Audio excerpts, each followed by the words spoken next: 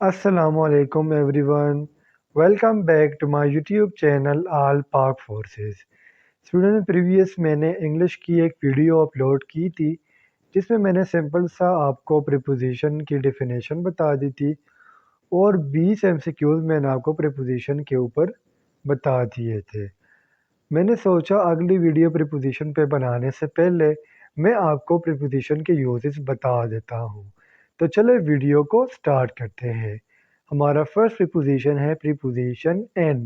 अब एन कहाँ यूज़ होगा मैं आपको एक एग्जांपल के थ्रू बता देता हूँ। अगर मैं कहूँ कि ये एक ग्लास है, ठीक है, ये ग्लास है और इधर ये एक बॉल है। अब ये बॉल अगर मैं इस ग्लास के अंदर रख दूँ और मैं आपसे पूछूं कि वेयर इज़ द बॉल, तो आप मुझसे कहेंगे the ball is in the glass. तो उम्मीद करता हूँ आपको इस एग्जांपल की समझ आ गई होगी। अब दूसरी बात, इन बेसिकली टाइम के लिए भी यूज़ होता है। अब टाइम के लिए कैसे यूज़ होता है मैं आपको एक एग्जांपल बता देता हूँ। अगर मैं कहूँ I was I was born इन 2005। अगर 2005 बेसिकली एक ईयर है लेकिन हमें टाइम शो कर रहा है तो इसलिए इन टाइम के मानों में भी यूज़ होता है। नेक्स्ट एग्जांपल हम देख लेते हैं। ही इज़ कमिंग इन जून, यानी वो जून के महीने में आ रहा है और जून हमें क्या शो कर रहा है, टाइम। तो उम्मीद करता हूँ आपको एन प्रीपोजिशन की समझ आ गई होगी। लिखाई पे आप प्लीज़ थोड़ा सा वो मेरे साथ कंप्रोमाइज़ कर ले क्योंकि ब्रश होता है इसलिए इस पे सही से नहीं लिखा जाता। नेक्स्ट प्रीपोजिशन हमारा है ऑन। अब ऑन कहाँ पर यूज़ होता है मैं आपको बता देता हूँ। अगर मैं एक टेबल लूँ, ठीक है, और इधर कुछ बुक्स हो, ठीक है, और अगर इन बुक्स को मैं इस टेबल पर रखूं और मैं आपसे पूछूं कि वेयर आर द बुक्स, तो आप मुझे कहेंगे the books are on the table, ठीक है। तो इधर ऑन यूज़ हुआ। ऑन बेसिकली यूज़ होता है सरफेस के लिए, ठीक है, सरफेस के लिए, ठीक है। अब मैं आपको बता देता हूँ कि ऑन और कहाँ यूज़ होता है। तो ऑन बेसिकली टाइम के लिए भी यूज़ होता है। अब किस तरह यूज़ होता है देखिए। अगर मैं फर्स्ट एग्जांपल देखूं, I go to gym on Sunday. तो संडे बेसिकली एक डे है लेकिन इधर हमें क्या शो कर रहा है, टाइम। तो इसलिए ऑन किस लिए यूज़ होता है, टाइम के लिए। नेक्स्ट एग्जांपल हम देख लेते हैं। We meet on independence day. तो इधर भी ये एक डे है और ये डे हमारे पास किसको शो कर रहा है, तो ये शो कर रहा है टाइम को। नेक्स्ट प्रीपोजिशन पे मूव ऑन करते हैं। नेक्स्ट प्रीपोजिशन है हमारा एट। अब एट बेसिकली यूज़ होता है प्लेस के लिए, प्लेस के लिए प्लस टाइम के लिए। अब मैं आपको पहले प्लेस का एग्जांपल दे देता हूँ। देखें, अगर हम कहें I am at the home, यानी मैं घर पर हूँ, तो इधर होम क्या है, ये एक प्लेस है। तो इस मानी में बेसिकली एट इधर जो है प्लेस के मानों में यूज़ हो रहा है। नेक्स्ट एग्जांपल हम देख लेते हैं। She is at the park, यानी वो पार्क में है। तो इधर पार्क क्या है, पार्क बेसिकली शो कर रहा है प्लेस को। अब हम इसको समझ लेते हैं कि टाइम के मानों में ये कैसे यूज़ होता है। देखिए, अगर मैं कहूँ आई ईट लंच एट 2 PM, तो 2 PM इधर क्या है, टाइम है। उम्मीद करता हूँ आपको एड प्रीपोजिशन की समझ आ गई होगी। नेक्स्ट प्रीपोजिशन हमारा है बाय का।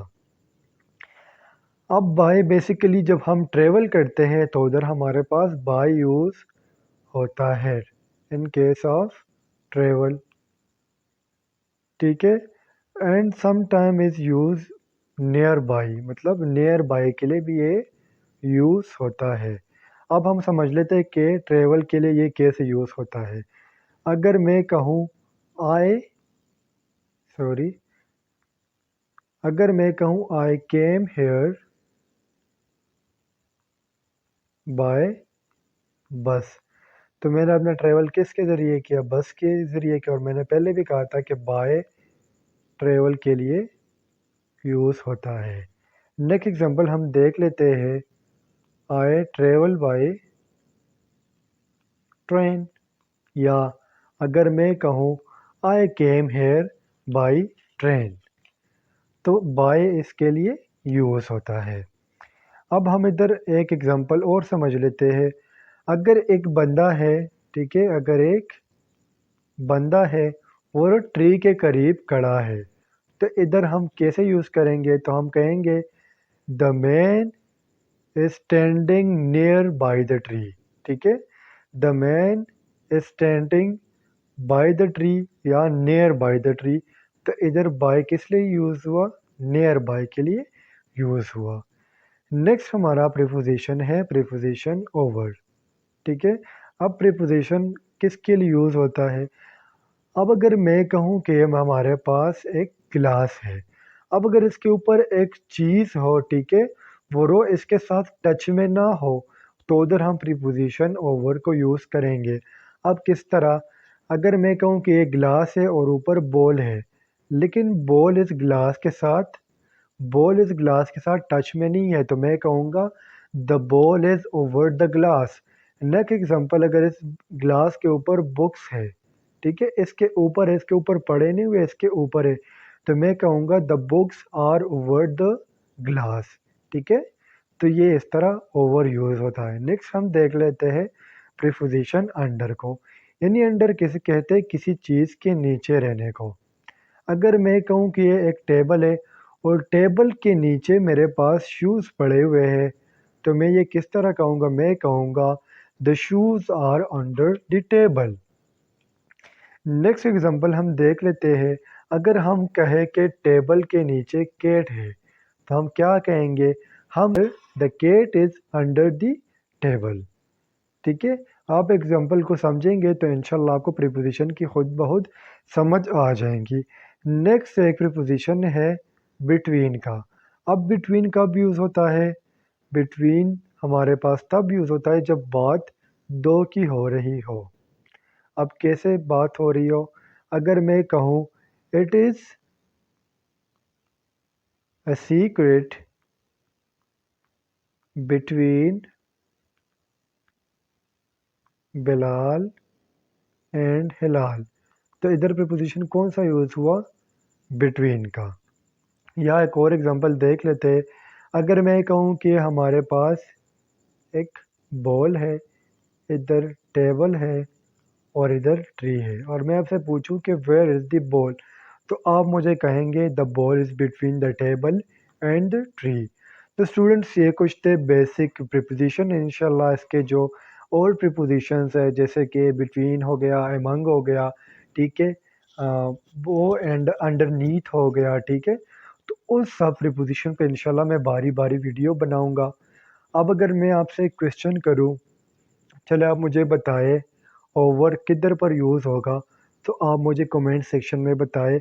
मैंने जिस तरह की एग्जांपल दी है, आपने उससे डिफरेंट मुझे मतलब एग्जांपल देना है, ठीक है।